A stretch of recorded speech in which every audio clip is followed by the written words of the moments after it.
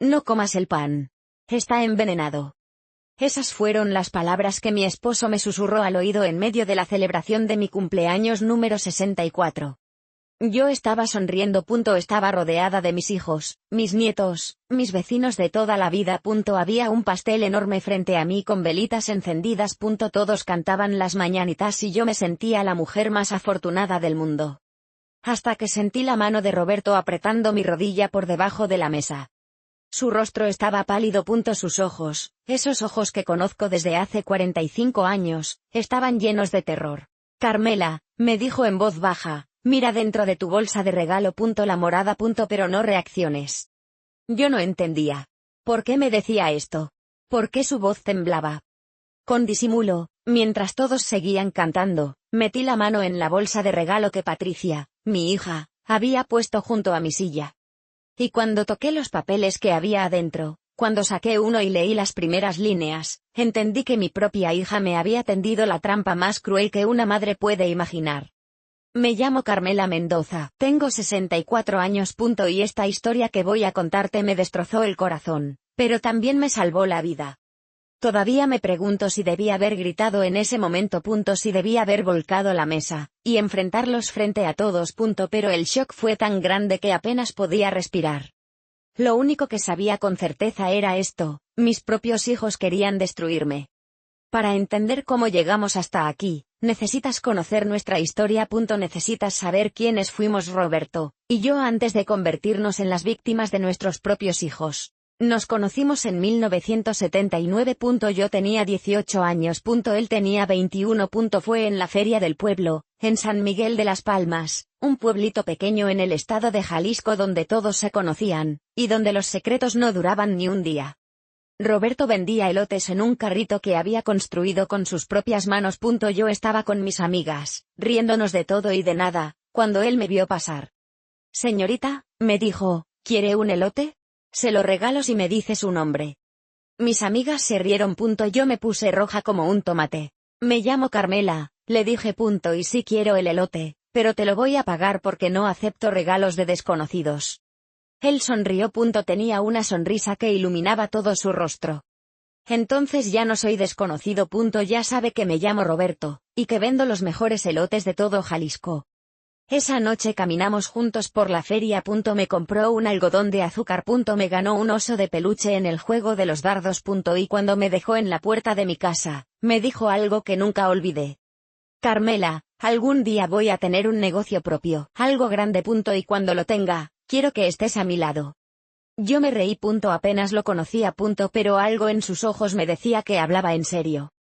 Nos casamos 2 años después, en mayo de 1981. La boda fue sencilla. Mi vestido era el vestido de novia de mi mamá, ajustado por mis propias manos. Roberto usó un traje prestado de su hermano mayor. La fiesta fue en el patio de la casa de mis padres, con tamales, pozole y una grabadora que tocaba canciones de José José. No teníamos dinero. No teníamos casa propia, no teníamos nada más que nuestras manos y nuestros sueños. Pero éramos felices. Los primeros años fueron difíciles. Vivíamos en un cuarto pequeño que rentábamos en la casa de una señora viuda. Roberto trabajaba de sol a sol. Primero en el campo, cosechando maíz.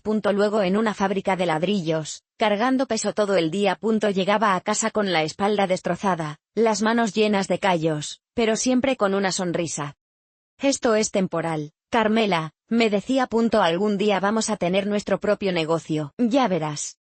Yo también trabajaba. Lavaba ropa ajena, planchaba, hacía mandados para las señoras del centro. Cada peso que ganábamos lo guardábamos en una cajita de madera que escondíamos debajo del colchón. En 1983 nació Patricia. Nuestra primera hija. Fue un parto largo, doloroso, pero cuando la tuve en mis brazos, sentí que el universo entero tenía sentido. Era perfecta. Tenía los ojos de Roberto y mi nariz. Lloraba fuerte, con carácter. Roberto la miraba como si fuera un milagro. Esta niña va a tener todo lo que nosotros no tuvimos, me dijo. Le vamos a dar la vida que se merece. Y desde ese momento, todo lo que hicimos fue por ella. Por Patricia. 3 años después nació Eduardo. Un niño tranquilo, de ojos grandes y sonrisa tímida. Desde pequeño fue diferente a su hermana. Patricia era explosiva, demandante. Eduardo era callado, observador. Yo los amaba a los dos por igual, pero de manera diferente. A Patricia había que ponerle límites constantemente. A Eduardo había que sacarlo de su caparazón. Para 1988, Roberto y yo habíamos ahorrado lo suficiente para dar el primer paso hacia nuestro sueño. Carmela, me dijo una noche, encontré un local. Está en la calle principal del pueblo. Es pequeño, pero podemos hacerlo funcionar. ¿Qué tipo de negocio quieres poner? Le pregunté. Él me miró con esos ojos llenos de esperanza. Una panadería. Voy a aprender a hacer pan. El mejor pan de todo San Miguel. Yo me quedé callada. Roberto no sabía hacer pan. Ninguno de los dos sabíamos. Pero él se levantó temprano al día siguiente, y fue a buscar trabajo en la panadería del señor Domínguez, un viejo panadero que llevaba 40 años en el negocio. Don Domínguez, le dijo, no quiero que me pague. Solo quiero que me enseñe. Déjeme trabajar gratis durante un año. Solo pido que me enseñe todo lo que sabe. El señor Domínguez lo miró con curiosidad. Nadie le había pedido algo así antes. Está bien, muchacho. Pero si te vas antes del año, me debes el equivalente a un salario completo. Roberto aceptó. Durante un año trabajó en la fábrica de ladrillos de día, y en la panadería de noche. Dormía 3 horas. Llegaba a casa oliendo a harina y levadura. Sus manos, ya maltratadas por los ladrillos, ahora también estaban quemadas por los hornos. Pero aprendió. Aprendió a hacer conchas, cuernos, orejas, polvorones, cochinitos de piloncillo. Aprendió los secretos de la masa, los tiempos de fermentación, la temperatura exacta del horno. Y cuando cumplió el año, el señor Domínguez le dijo algo que cambió nuestras vidas. Roberto, eres el mejor aprendiz que he tenido. Me voy a retirar el próximo año. Si quieres, te vendo mi panadería. Esa noche Roberto llegó a casa llorando. Carmela, me dijo, se nos va a cumplir el sueño. Vendimos todo lo que teníamos, pedimos prestado a familiares. Juntamos cada peso que pudimos. Y en enero de 1990, firmamos los papeles. La panadería Mendoza abrió sus puertas el 2 de febrero de 1990. El día de la Candelaria. Yo recuerdo esa mañana como si fuera ayer. Roberto horneó el primer pan a las 4 de la madrugada. Patricia, que ya tenía 7 años, nos ayudó a decorar el mostrador con flores de papel. Eduardo, de 4 años, se quedó dormido en una esquina. Cuando abrimos las puertas a las 6 de la mañana, ya había gente esperando afuera. Los primeros años fueron de mucho trabajo. Roberto se levantaba a las 3 de la madrugada para hornear. Yo llegaba a las 5 para atender el mostrador. Los niños iban a la escuela, y después venían a la panadería a hacer la tarea en una mesita que pusimos en la trastienda. No teníamos vacaciones. No teníamos días libres. Pero la panadería crecía. La gente del pueblo empezó a preferirnos sobre las otras panaderías. Decían que nuestro pan tenía un sabor especial, un sabor a cariño. Y tenían razón. Porque cada pieza de pan que salía de nuestro horno estaba hecha con amor. Para 1995, ya éramos la panadería más popular de San Miguel de las Palmas. Contratamos a 2 ayudantes. Compramos un horno más grande. Y finalmente, después de años de sacrificio, pudimos comprar nuestra propia casa. Era una casa pequeña, de 2 recámaras, con un patio trasero donde planté un limonero y un naranjo. No era lujosa, pero era nuestra. La habíamos ganado con nuestro sudor. Patricia y Eduardo crecieron en esa casa. Los crié con amor, con disciplina, con los valores que mis padres me enseñaron. Les enseñé a rezar el rosario cada noche. Les enseñé que el trabajo honrado es la única forma de salir adelante. Les enseñé que la familia es lo más sagrado que existe. O eso creí. Los años pasaron. Patricia terminó la preparatoria en 2001. Quería estudiar administración de empresas en Guadalajara. Roberto y yo nos miramos con preocupación. ¿De dónde vamos a sacar el dinero?, le pregunté. Él respiró profundo. Vamos a pedir un préstamo. Nuestra hija no se puede quedar sin estudiar. Y pedimos el préstamo, un préstamo grande, con intereses que nos costó años pagar. Pero Patricia se fue a Guadalajara con su maleta llena de sueños, y nosotros nos quedamos trabajando el doble para cubrir sus gastos.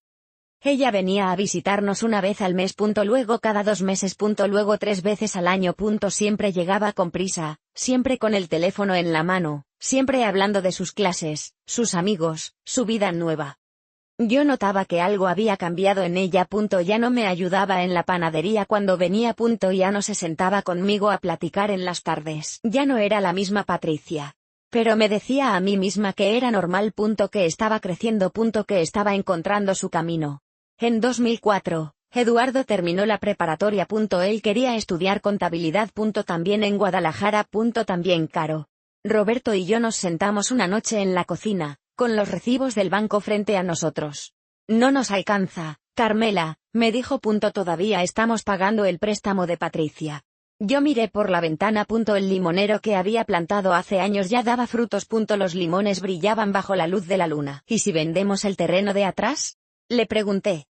El terreno de atrás era un pedazo de tierra que habíamos comprado hace años, pensando en algún día expandir la panadería. Era nuestro sueño de crecimiento. Nuestra reserva para el futuro. Roberto cerró los ojos. Está bien. Lo vendemos. Nuestros hijos son más importantes que cualquier terreno. Vendimos el terreno. Eduardo se fue a Guadalajara. Y nosotros seguimos trabajando, ahora con más años encima y con menos sueños en el bolsillo. Patricia se graduó en 2005, consiguió trabajo en una empresa grande en Guadalajara. Empezó a ganar bien. Se compró un coche. Rentó un departamento bonito. Y empezó a visitarnos menos. Mamá, estoy muy ocupada con el trabajo, me decía por teléfono. Ya sabes cómo es. Yo entendía. O trataba de entender. En 2007, Patricia nos presentó a su novio. Se llamaba Fernando. Era abogado. Venía de una familia acomodada de Guadalajara. Hablaba con palabras que yo no siempre entendía. Miraba nuestra casa con una sonrisa que no me gustaba. Qué pintoresco este pueblo, dijo cuando llegó, muy rústico. Yo le preparé mole. Le serví en nuestros mejores platos. Traté de ser amable. Pero cuando se fueron, Roberto me dijo lo que yo ya estaba pensando.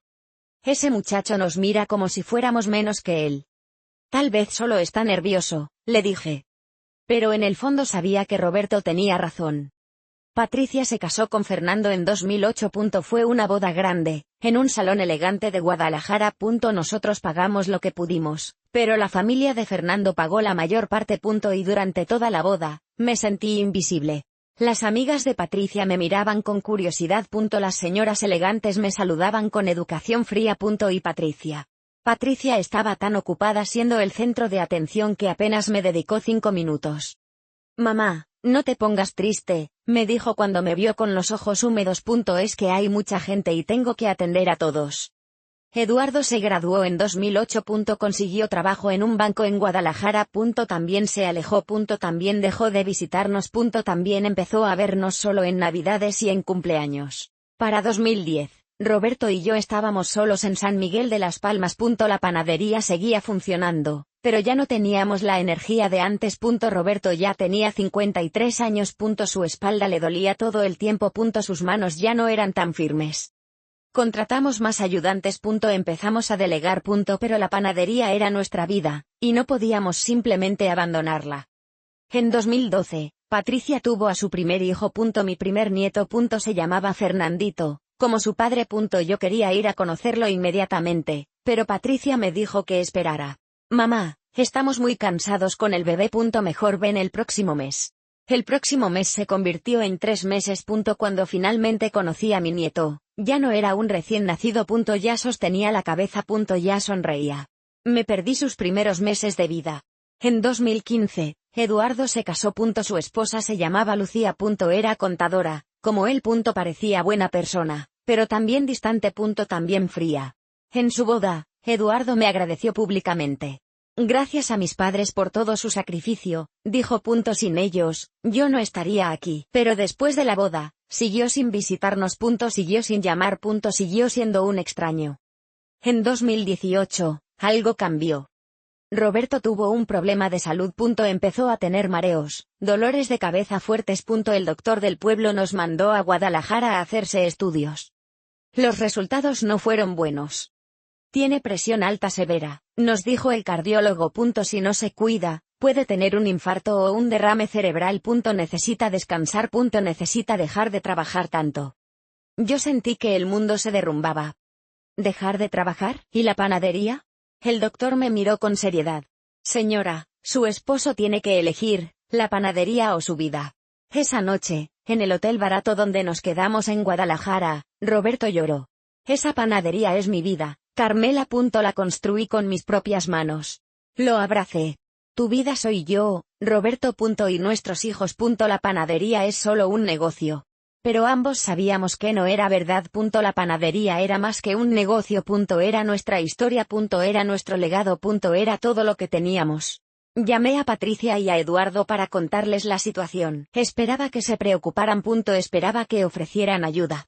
Patricia respondió primero. Ay, mamá, qué mal. Pero papá ya está grande, es normal que tenga achaques. Solo tiene que cuidarse. ¿Eso es todo? Le pregunté. ¿Qué más quieres que diga, mamá? No puedo hacer nada desde aquí. Eduardo fue más práctico. Mamá, tal vez es hora de que vendan la panadería. Ya están viejos. No pueden seguir trabajando así. No estamos viejos, Eduardo. Tu papá tiene 61 años. Yo tengo 58.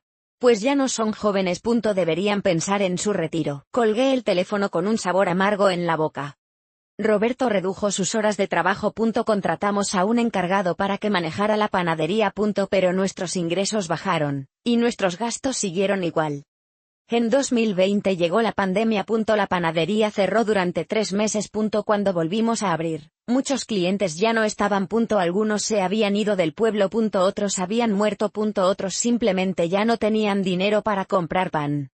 Fueron años difíciles. Usamos todos nuestros ahorros para mantener el negocio a flote. Roberto trabajaba aunque el doctor le había dicho que no debía. Yo trabajaba aunque mis rodillas ya me dolían todo el tiempo. Pero salimos adelante. La panadería sobrevivió. En 2023, algo extraño empezó a pasar. Patricia comenzó a llamarme más seguido. Al principio me dio gusto. Pensé que finalmente se estaba acercando. Mamá, ¿cómo están? ¿Cómo sigue papá? ¿Necesitan algo? Estamos bien, mija. Gracias por preguntar. Luego las preguntas cambiaron. Mamá, ¿la panadería está a nombre de ustedes dos? Mamá, ¿tienen testamento? Mamá, ¿han pensado qué va a pasar con el negocio cuando ustedes ya no puedan trabajar? Yo le contestaba con inocencia. No tenía nada que esconder. Eduardo también empezó a llamar más. También hacía preguntas sobre la panadería, sobre la casa, sobre nuestras finanzas. Mamá, ¿cuánto ganan al mes? Mamá, ¿tienen deudas? Mamá, ¿han pensado en retirarse? Roberto escuchaba estas conversaciones con el ceño fruncido. Algo están tramando, Carmela, me decía. No seas paranoico, Roberto. Son nuestros hijos. Solo están preocupados por nosotros. Pero él no estaba convencido. En octubre de 2024, Patricia y Eduardo vinieron a visitarnos. Los dos juntos, algo que no pasaba desde hace años. Traían regalos. Traían comida. Traían sonrisas enormes. Queríamos pasar tiempo con ustedes, dijo Patricia. Los extrañamos mucho. Yo estaba tan feliz que casi lloré. Finalmente mis hijos estaban volviendo a mí. Durante el fin de semana, todo fue perfecto. Patricia me ayudó en la cocina. Eduardo jugó dominó con Roberto. Los nietos corrieron por el patio. Comimos juntos, reímos juntos, fuimos familia otra vez. Pero hubo momentos extraños. Un día encontré a Eduardo tomando fotos de la panadería. De todo. Del horno, del mostrador, de la bodega. ¿Qué haces, mijo? Le pregunté. Solo quiero tener recuerdos, mamá. Este lugar es muy especial. Otro día, Patricia me pidió que le mostrara dónde guardábamos los documentos importantes. Es que Fernando me pidió que les ayude a organizar sus papeles, dijo. Ustedes ya están grandes y es bueno tener todo en orden. Yo le mostré todo.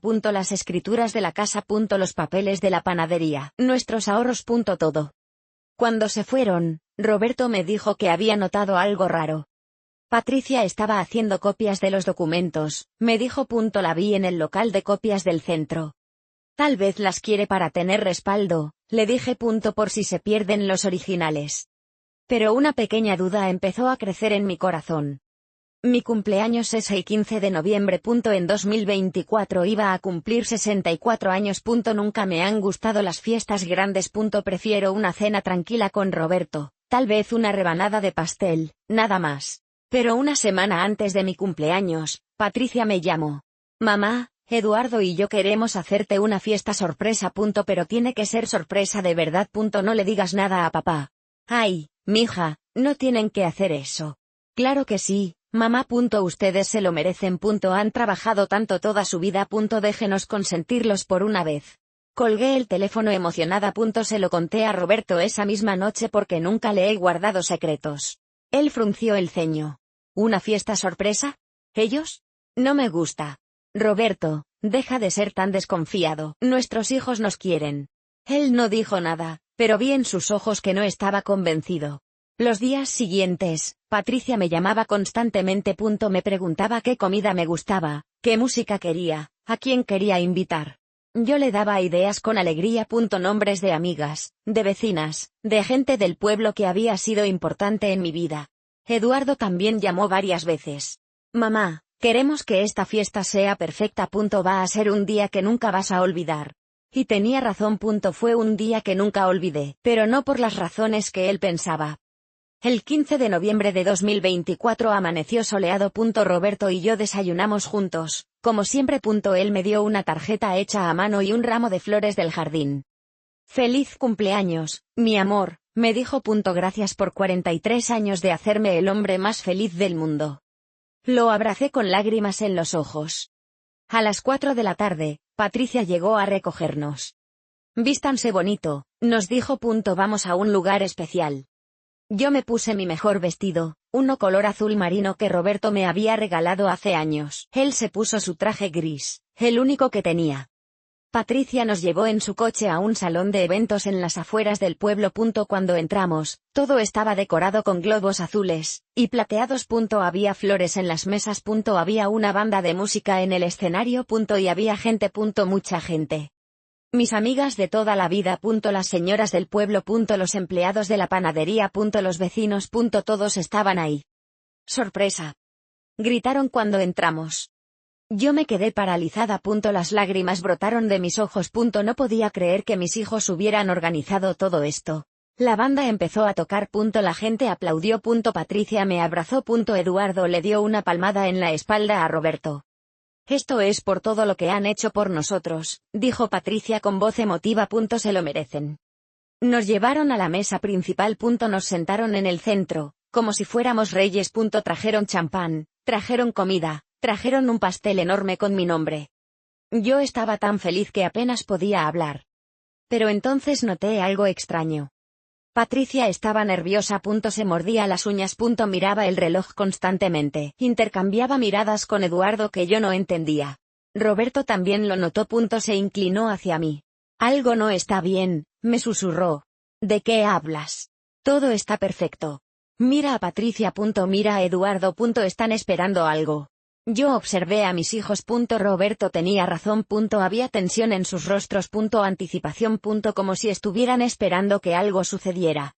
En ese momento, Fernando, el esposo de Patricia, se levantó con una copa en la mano. Con voz fuerte.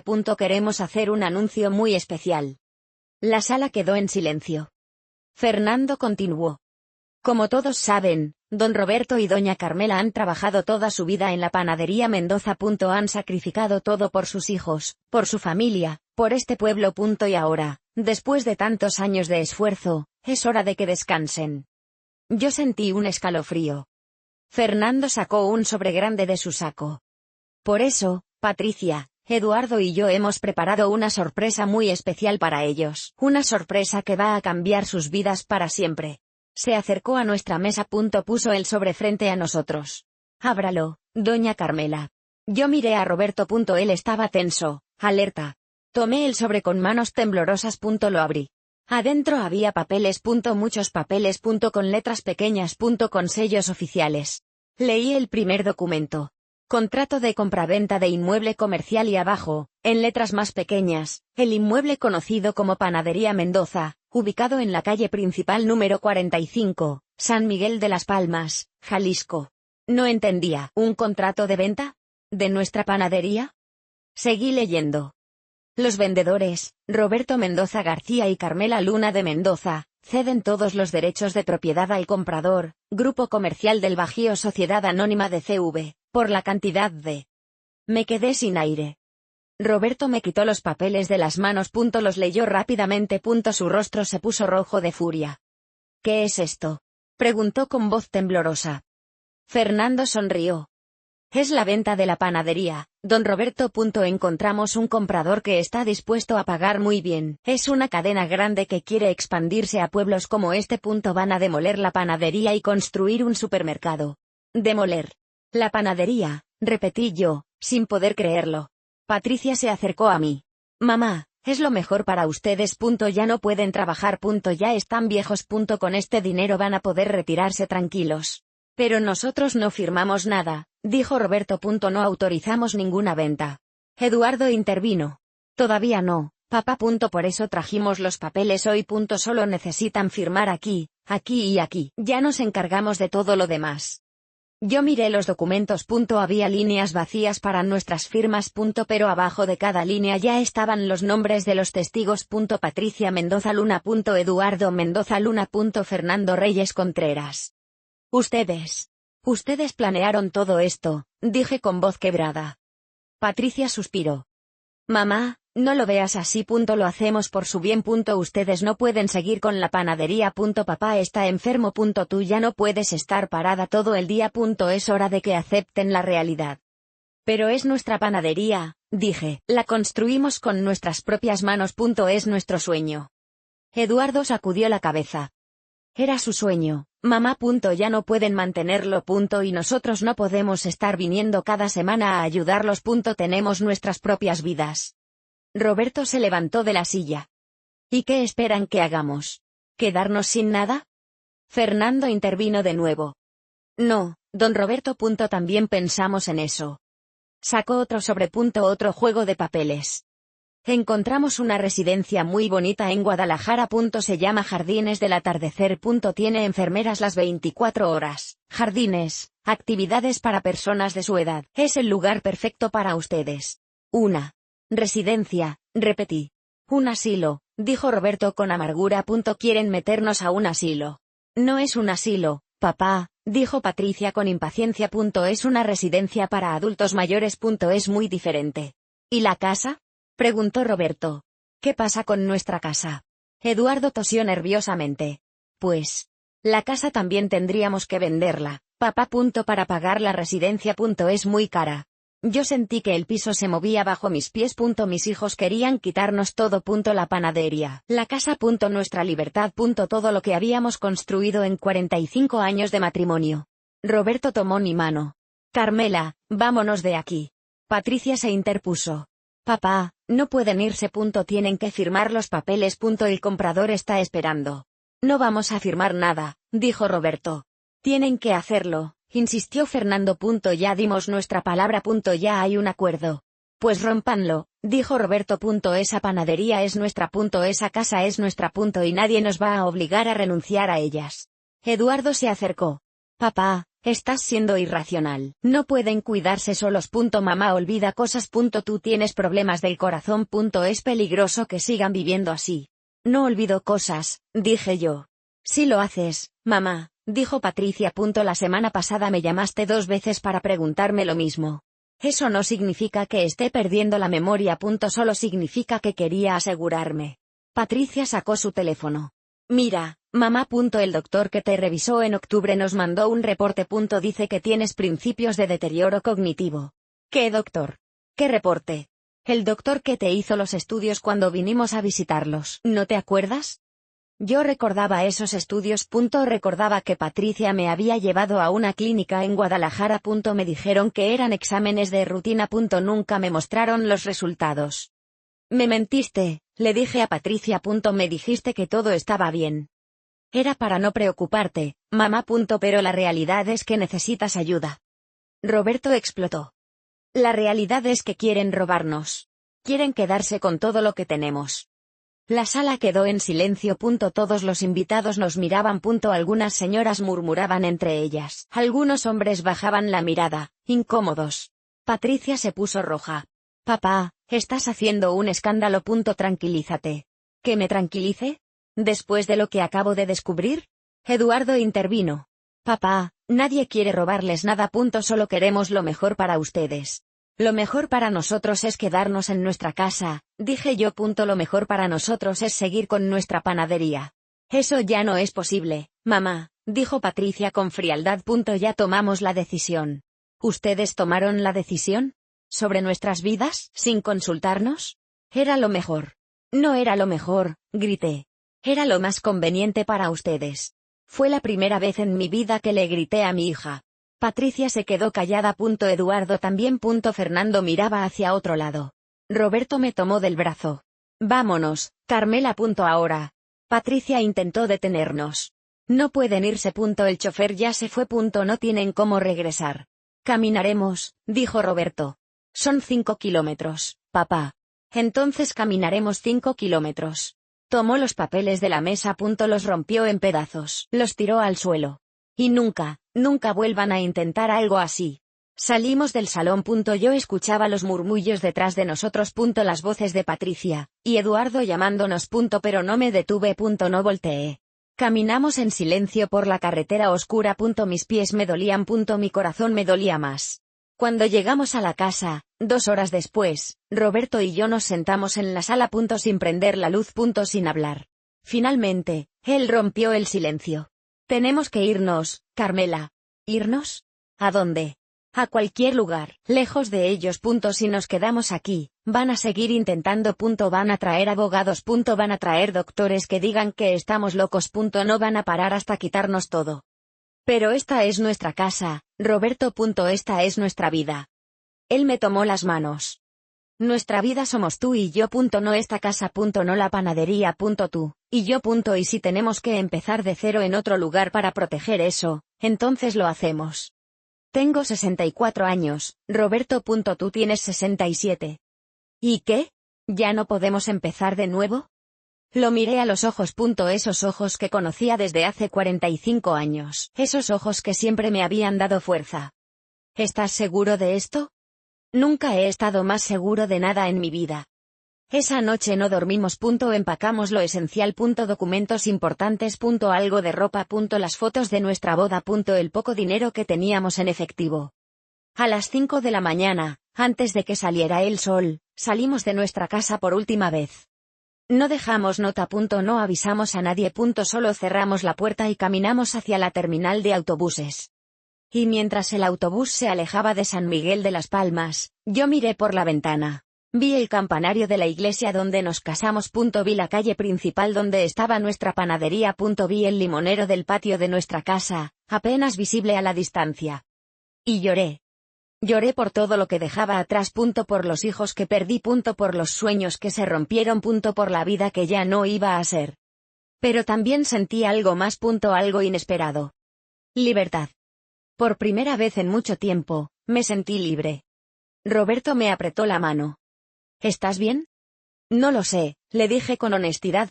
Pero voy a estarlo. Y el autobús siguió avanzando, llevándonos hacia un futuro incierto, pero nuestro. El autobús olía a diésel y a humanidad. Estaba lleno de gente que, como nosotros, viajaba hacia algún lugar desconocido. Algunos dormían con la cabeza recargada en las ventanas. Otros miraban sus teléfonos. Una señora con un bebé en brazos trataba de calmarlo mientras lloraba. Yo observaba todo sin ver nada. Mi mente estaba en otro lugar. En los rostros de mis hijos cuando les grité. En los papeles rotos en el suelo del salón de fiestas. En la panadería que probablemente nunca volvería a ver. Roberto mantenía mi mano apretada. No hablábamos. No hacía falta. Después de 45 años juntos, el silencio entre nosotros decía más que cualquier palabra. El autobús se dirigía a Morelia. No teníamos un plan. No teníamos destino fijo. Solo sabíamos que teníamos que alejarnos lo más posible de San Miguel de las Palmas. ¿Por qué Morelia? Le pregunté a Roberto después de varias horas de viaje. Porque nadie nos conoce ahí, me respondió. Y porque está lo suficientemente lejos para que no nos encuentren fácilmente. ¿Crees que van a buscarnos? Él suspiró. No lo sé. Tal vez al principio. Pero cuando se den cuenta de que no van a conseguir lo que quieren, probablemente dejen de intentarlo. Llegamos a Morelia al mediodía. La terminal de autobuses era grande, ruidosa, llena de gente yendo y viniendo. Yo me sentía como una hormiga en medio de un hormiguero gigante. Roberto cargaba nuestra única maleta. Yo cargaba una bolsa con los documentos importantes. ¿Y ahora qué? Le pregunté. Ahora buscamos un lugar donde quedarnos, algo barato. Solo por unos días, mientras decidimos qué hacer. Caminamos por las calles de Morelia. Era una ciudad hermosa, con edificios coloniales, calles empedradas, iglesias antiguas. Pero yo no podía apreciar nada de eso. Solo podía pensar en lo que habíamos dejado atrás. Encontramos un hotel pequeño cerca del centro. Se llamaba Hotel Esperanza. Me pareció una señal. Una habitación, por favor, dijo Roberto en la recepción. ¿Por cuántas noches? Roberto me miró. No sabemos todavía. ¿Cuánto cuesta por noche? $350. Era caro para nosotros. Pero no teníamos opción. Está bien. Por 3 noches, por ahora. La habitación era pequeña pero limpia. Tenía una cama matrimonial, un baño, una ventana que daba a un callejón. No era nuestra casa, pero era un refugio. Esa primera noche no pude dormir. Me quedé mirando el techo, pensando en todo lo que había pasado. ¿En qué momento mis hijos se convirtieron en enemigos? Recordé a Patricia de niña, corriendo por la panadería con las manos llenas de harina. Recordé a Eduardo aprendiendo a contar con las monedas de la caja registradora. Recordé las noches de Navidad, los cumpleaños, las primeras comuniones. ¿Dónde se perdieron esos niños? Cuando dejaron de vernos como padres y empezaron a vernos como obstáculos. Roberto también estaba despierto. Lo escuchaba respirar en la oscuridad. ¿Estás dormido? Le pregunté. No. ¿En qué piensas? En la panadería. ¿En quién va a abrir mañana? ¿En quién va a atender a los clientes? Sentí un nudo en la garganta. La panadería había sido nuestra vida durante 34 años. Y ahora la habíamos abandonado como si fuera cualquier cosa. ¿Crees que hicimos bien? Le pregunté. Él tardó en responder. No lo sé, Carmela. Solo sé que no podíamos quedarnos. No después de lo que descubrimos. Pero dejamos todo. No dejamos todo. Nos tenemos el uno al otro.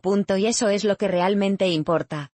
Cerré los ojos. Traté de convencerme de que tenía razón.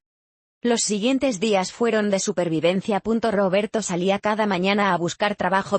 Yo me quedaba en el hotel, tratando de ahorrar dinero, comiendo solo una vez al día.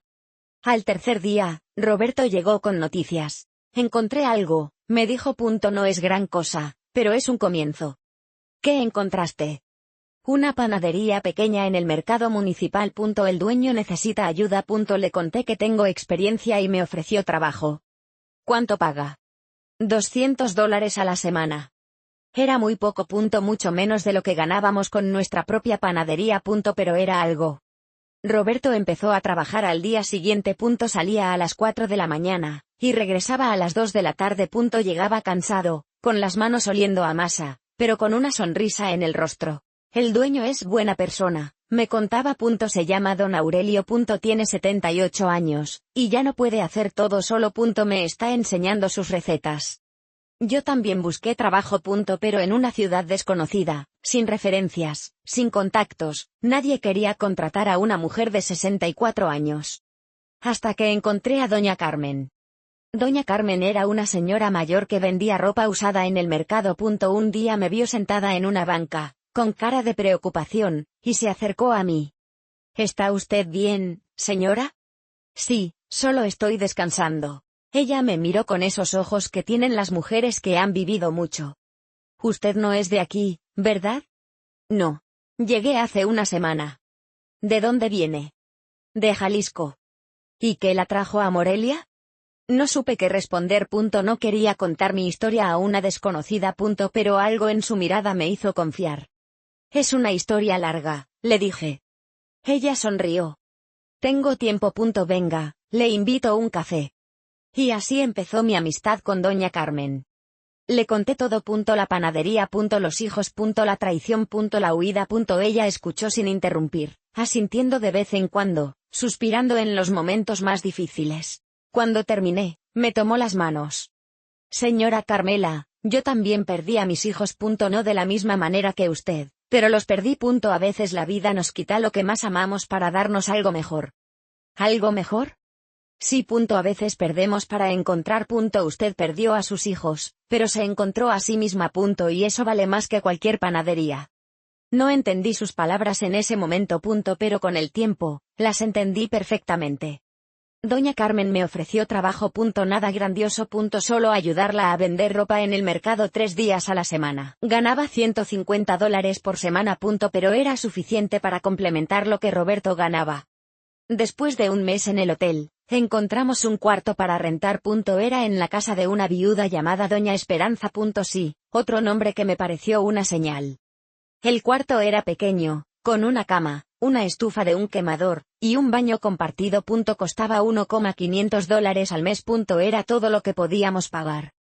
Nos mudamos con nuestra única maleta. No teníamos muebles, no teníamos trastes, no teníamos nada. Pero teníamos un techo. Doña Esperanza era una mujer bondadosa. Nos prestó platos, cubiertos, una olla vieja. Cuando supo nuestra historia, lloró. «¡Qué hijos tan desagradecidos!», dijo. «Ustedes no merecían eso. Nadie merece ser traicionado por su propia sangre», le respondí. «Pero pasa más de lo que uno cree. He visto muchos casos así. Hijos que solo ven a sus padres como una herencia». Sus palabras me dolieron. Pero también me ayudaron a entender que no estábamos solos. Que había muchas personas pasando por lo mismo. Durante los siguientes meses, Roberto y yo construimos una rutina. Él trabajaba en la panadería de don Aurelio. Yo ayudaba a doña Carmen en el mercado. Por las noches cenábamos juntos en nuestro pequeño cuarto, compartiendo las historias del día. No era la vida que habíamos planeado. No era la jubilación tranquila que habíamos soñado. Pero era nuestra vida. Y poco a poco, empezamos a encontrar paz en ella. En enero de 2025, algo inesperado sucedió. Don Aurelio, el dueño de la panadería donde trabajaba Roberto, tuvo un derrame cerebral. Lo llevaron al hospital de urgencia. Su familia vino de otras ciudades. Y la panadería quedó cerrada. Roberto estaba devastado. «Ese señor me dio una oportunidad cuando nadie más lo hizo», me dijo. «Y ahora está en el hospital, luchando por su vida». 3 días después, don Aurelio murió. Su familia vino al funeral. Eran gente de ciudad, con ropas elegantes y carros caros. No parecían interesados en la panadería. Solo querían venderla lo más rápido posible para repartirse el dinero. Uno de los hijos de don Aurelio se acercó a Roberto después del funeral. «Usted era el que ayudaba a mi padre, ¿verdad?». «Sí, señor. Era un honor trabajar con él. Mi padre lo mencionó varias veces. Decía que usted era el mejor panadero que había conocido en años». Roberto bajó la mirada. «Su padre fue muy generoso conmigo. Le debo mucho». El hijo de don Aurelio dudó un momento. «Mire, voy a ser honesto con usted. Ninguno de nosotros quiere quedarse con la panadería. Vivimos lejos, tenemos nuestras propias vidas. Queremos venderla». Roberto asintió con tristeza. «Lo entiendo.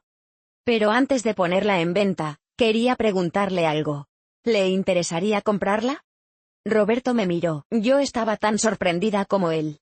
«Señor», le dijo Roberto, «no tenemos dinero. Apenas ganamos para sobrevivir. ¿Cuánto pueden dar de enganche?». Roberto pensó. «Tal vez $5,000, pero necesitaríamos meses para juntarlos». El hijo de don Aurelio se quedó callado por un momento. Luego habló. «Mi padre me contó su historia. Me contó lo que sus hijos le hicieron. Me contó que usted había tenido una panadería propia durante 34 años». Roberto no dijo nada. «Mire, voy a hacer algo que probablemente mis hermanos no van a aprobar. Le voy a vender la panadería por $50,000, pagaderos en 5 años sin intereses. El enganche puede ser de $2,000, y puede empezar a pagar cuando tenga el dinero». Roberto se quedó sin palabras. «¿Por qué haría eso?», le preguntó finalmente. «Porque mi padre me enseñó que hay cosas más importantes que el dinero. Y porque creo que usted merece una segunda oportunidad». Esa noche, Roberto y yo no pudimos dormir. Pero esta vez no era de tristeza. Era de esperanza. Sacamos nuestros ahorros. Juntamos todo el dinero que teníamos. Eran exactamente $2,347. «Es suficiente para el enganche», dijo Roberto. «Pero, ¿podremos pagar $10,000 al año?». «Lo haremos, Carmela. Como siempre lo hemos hecho. Trabajando duro». Firmamos los papeles una semana después. La panadería era oficialmente nuestra. Bueno, no exactamente nuestra. Todavía debíamos $48,000, pero era un comienzo. La panadería de don Aurelio era pequeña. Mucho más pequeña que la panadería Mendoza que habíamos tenido en San Miguel de las Palmas. Tenía un solo horno, un mostrador viejo, y una bodega que apenas cabía un costal de harina. Pero era nuestra. La primera semana fue difícil. Los clientes de don Aurelio no nos conocían. Algunos dejaron de venir porque extrañaban al viejo panadero. Otros nos daban oportunidad, pero con desconfianza. Roberto trabajaba desde las 3 de la mañana hasta las 2 de la tarde. Yo llegaba a las 6 para atender el mostrador. Cerrábamos a las 8 de la noche. Eran jornadas de 17 horas. Pero poco a poco, las cosas empezaron a cambiar. Roberto experimentó con nuevas recetas. Combinó lo que había aprendido de don Aurelio con lo que sabía de su propia experiencia. Creó un pan de chocolate con chile que se volvió muy popular. Inventó unas conchas rellenas de crema de cajeta que la gente hacía fila para comprar. El mejor pan de Morelia, empezaron a decir los clientes. Yo también encontré mi lugar. Decoré el mostrador con flores. Aprendí los nombres de todos los clientes. Les preguntaba por sus familias, por sus vidas, por sus problemas. La panadería se convirtió en más que un negocio. Se convirtió en un punto de encuentro. En marzo de 2025, contratamos a nuestra primera empleada. Se llamaba Lucero. Tenía 22 años. Era una muchacha del pueblo vecino que había venido a Morelia buscando trabajo. Le enseñamos todo lo que sabíamos. En julio, contratamos a otro empleado. Se llamaba Marcos. Tenía 19 años. Quería ser panadero. Roberto se convirtió en su maestro. Para diciembre de 2025, la panadería había crecido. Habíamos comprado otro horno. Habíamos ampliado el mostrador. Y habíamos pagado $15,000 de nuestra deuda. Ese diciembre celebramos nuestro primer aniversario en Morelia. Invitamos a doña Carmen, a doña Esperanza, a Lucero, a Marcos, a los clientes más fieles. Hicimos una pequeña fiesta en la trastienda de la panadería.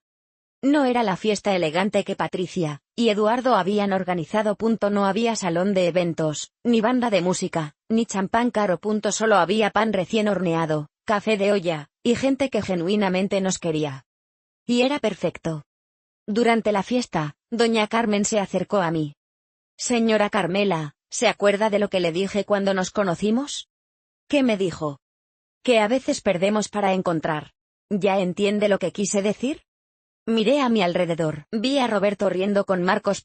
Vi a Lucero sirviendo café. Vi a doña Esperanza probando el pan de chocolate con chile. Sí, le dije. Creo que ya lo entiendo. Los meses siguientes fueron de crecimiento constante. La panadería se hizo famosa en el barrio. Luego en toda la colonia. Luego en buena parte de Morelia. En mayo de 2026, un periodista local vino a hacer un reportaje sobre nosotros. Se enteró de nuestra historia por boca de doña Carmen. Quería contar cómo dos ancianos habían empezado de cero después de ser traicionados por sus propios hijos. Al principio dudé.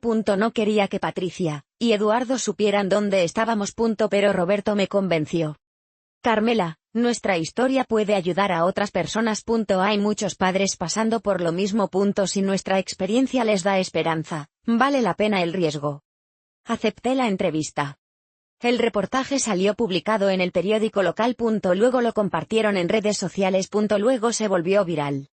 De pronto, gente de todo México nos escribía. Nos contaban sus propias historias de traición familiar. Nos agradecían por darnos fuerza. Nos llamaban los abuelos valientes. La panadería empezó a recibir clientes de otras ciudades. Gente que venía solo para conocernos.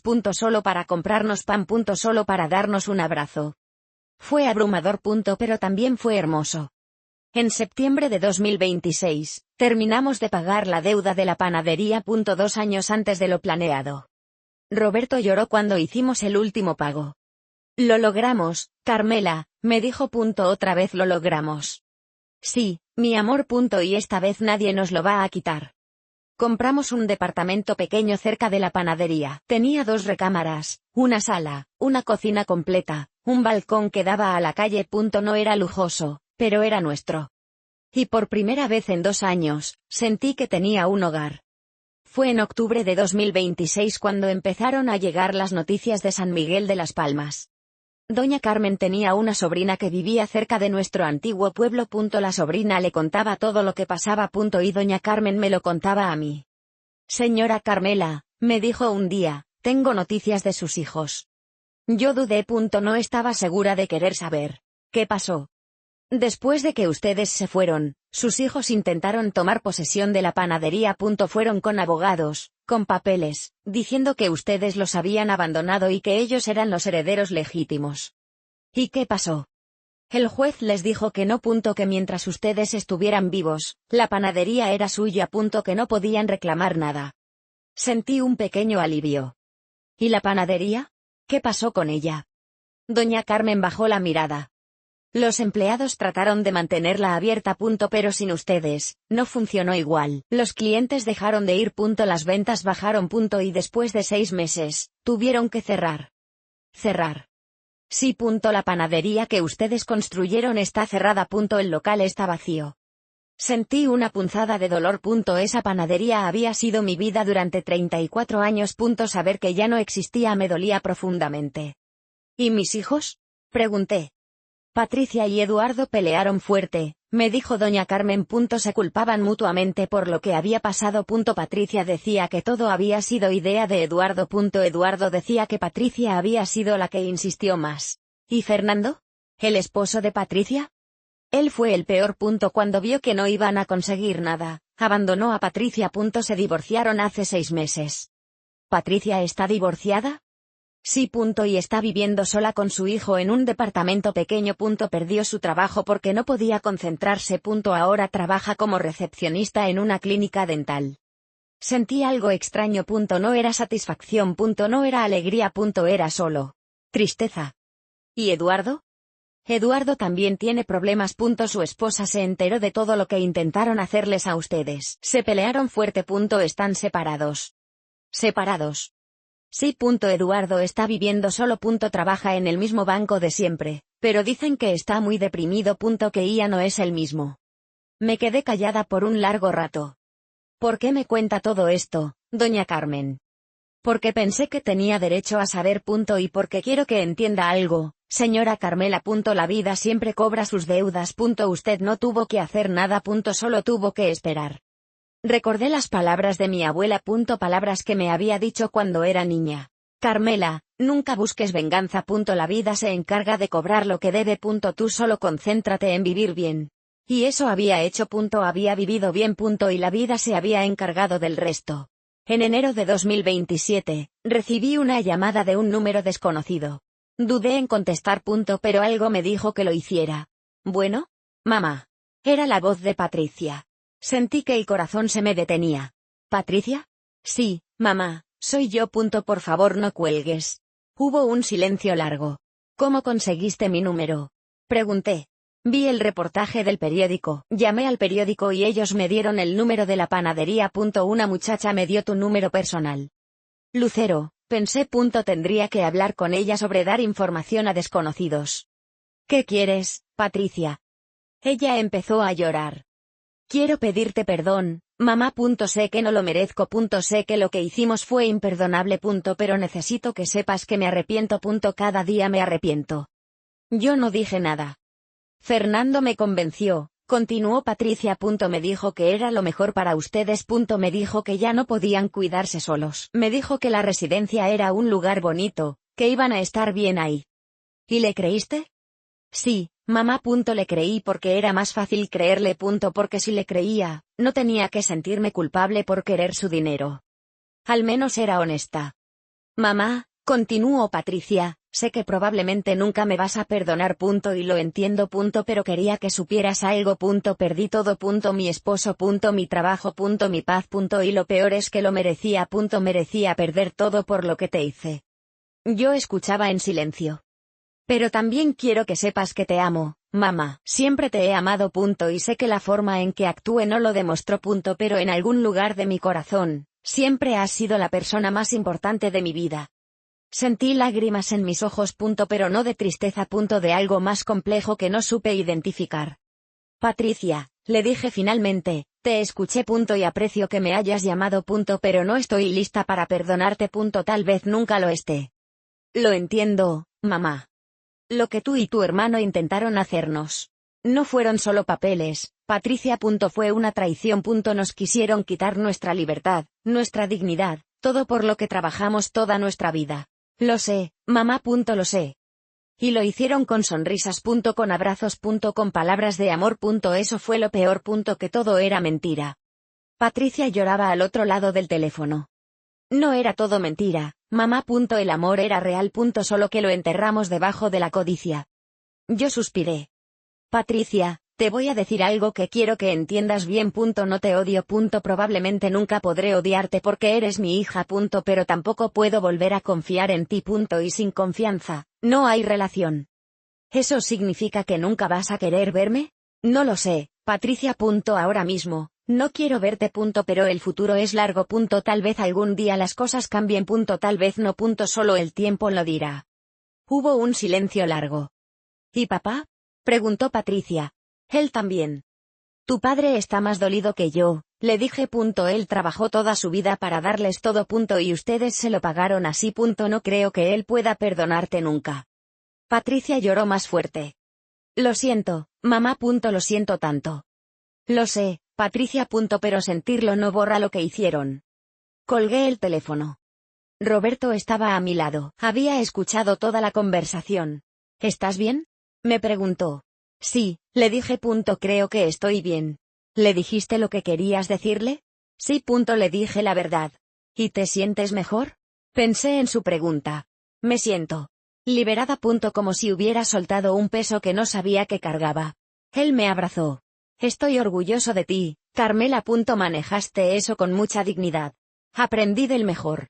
Y nos quedamos abrazados en silencio, mientras el sol se ponía sobre Morelia. En marzo de 2027, recibí otra llamada. Esta vez era Eduardo. La conversación fue más breve. Eduardo no era tan emotivo como Patricia. Pero también pidió perdón. También dijo que se arrepentía. También dijo que había perdido todo. Le dije lo mismo que le había dicho a Patricia. Que no lo odiaba, pero que tampoco podía perdonarlo. Que la confianza se había roto y que no sabía si podía repararse. Él lo aceptó con más calma que Patricia. Lo entiendo, mamá, me dijo. Y si algún día cambias de opinión, aquí estaré. Colgué sin saber qué sentir. Los meses siguientes fueron de sanación. Roberto y yo hablábamos mucho sobre lo que había pasado. Sobre las llamadas de nuestros hijos. Sobre si debíamos darles otra oportunidad. Al final, decidimos que no estábamos listos. Tal vez nunca lo estaríamos. Y eso estaba bien. Porque habíamos aprendido algo importante: el perdón no es una obligación. El perdón es una elección. Y nadie tiene derecho a exigírtelo. Hoy es 15 de noviembre de 2027. Mi cumpleaños número 67. Han pasado exactamente 3 años desde aquella noche terrible en el salón de fiestas. Estoy sentada en el balcón de mi departamento en Morelia. Roberto está adentro, preparando el desayuno. Huelo el café de olla y las conchas recién horneadas que trajo de la panadería. La panadería. Nuestra panadería. No la panadería Mendoza de San Miguel de las Palmas. Esa ya no existe. Esa quedó en el pasado. Esta es la panadería Nueva Esperanza. Así la llamamos. Porque eso fue lo que nos dio. Una nueva esperanza. Tiene 3 hornos ahora. Tiene 5 empleados. Tiene una fila de clientes cada mañana esperando el pan caliente. Y tiene algo que la otra panadería nunca tuvo: la certeza de que nadie nos la puede quitar. Porque esta panadería no está solo a nombre de Roberto y mío.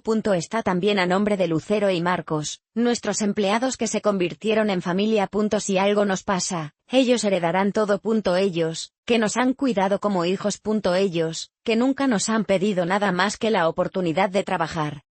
A veces pienso en Patricia y Eduardo. A veces me pregunto cómo estarán. A veces siento una punzada de nostalgia por los niños que fueron. Pero ya no siento dolor. Ya no siento rabia.